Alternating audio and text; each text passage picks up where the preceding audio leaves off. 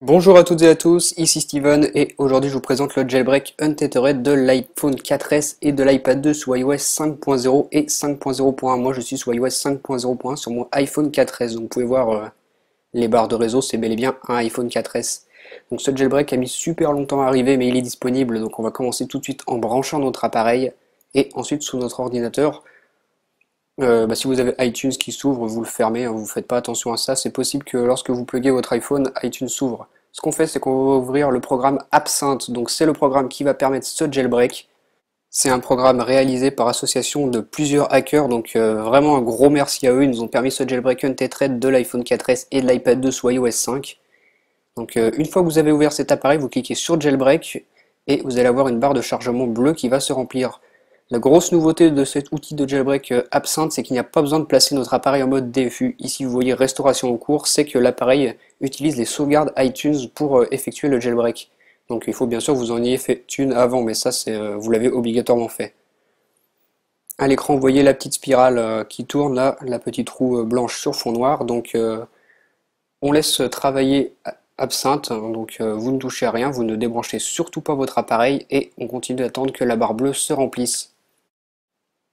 À l'écran, vous voyez la pomme d'Apple blanche qui apparaît. Donc l'appareil est en train de redémarrer. Vous voyez sur Absinthe Waiting for Reboot. Donc vous laissez bien brancher votre appareil, hein, je vous le redis, vous ne le débranchez surtout pas. Ici, encore une petite spirale qui tourne sur l'écran. On continue d'attendre. Absinthe affiche toujours l'attente du reboot. Voici une barre de chargement avec le logo d'Apple. Et vous voyez que la barre bleue dans Absinthe se remplit peu à peu. Une nouvelle spirale sur l'écran, celle-ci va durer moins longtemps, et voilà, on a accès au lock screen de l'appareil. Donc on va déverrouiller. Si vous avez des notifications comme quoi vous avez une carte SIM activée, vous faites ce que vous avez à faire. Et pour l'instant, on ne touche à rien, on va attendre que Absinthe ait fini son travail. Vous voyez que la barre bleue a quasiment terminé de se remplir, on attend encore quelques instants, ça ne sera pas long.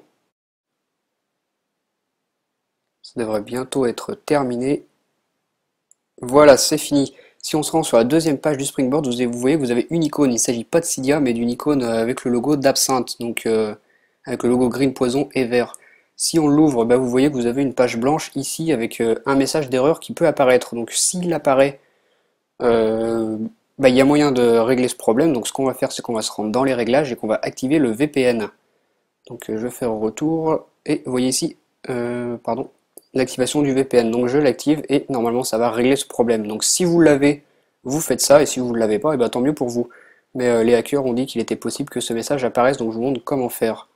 Ensuite, si on retourne sur l'icône de Absinthe, on voit toujours cette page blanche. Donc vous pouvez quitter et il suffit d'attendre que notre appareil redémarre. Vous voyez ici une spirale.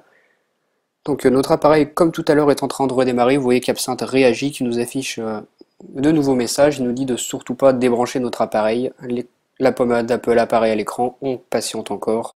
Donc vous voyez que ce jailbreak est vraiment particulier. Il utilise déjà un nouvel outil de jailbreak et la méthode est totalement différente. Vous pouvez voir qu'on n'a pas utilisé les programmes habituels de jailbreak et que la méthode est totalement différente avec cette utilisation des sauvegardes iTunes.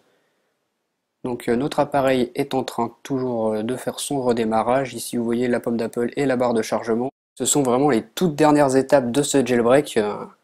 Quand cette étape est terminée, on aura Cydia d'installer et on pourra commencer à l'utiliser. Vous voyez une dernière molette qui tourne, qui apparaît à l'écran.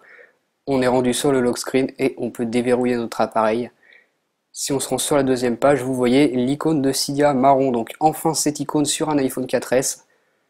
Donc ce qu'on fait, c'est qu'on l'ouvre et qu'on va commencer à utiliser Cydia. Pour commencer, on a cet écran noir avec le rechargement des données, car c'est la première utilisation de Cydia, donc ça peut prendre pas mal de temps. Donc je vous rappelle que ce jailbreak Untethered de l'iPhone 4S et de l'iPad 2 marche pour iOS 5.0 et iOS 5.0.1. Et un jailbreak Untethered, comme vous le savez sûrement, ça permet de redémarrer son appareil sans avoir besoin de le brancher à son ordinateur, donc c'est vraiment le jailbreak parfait. Donc on attend toujours le rechargement des données, donc vous voyez que c'est quand même assez long.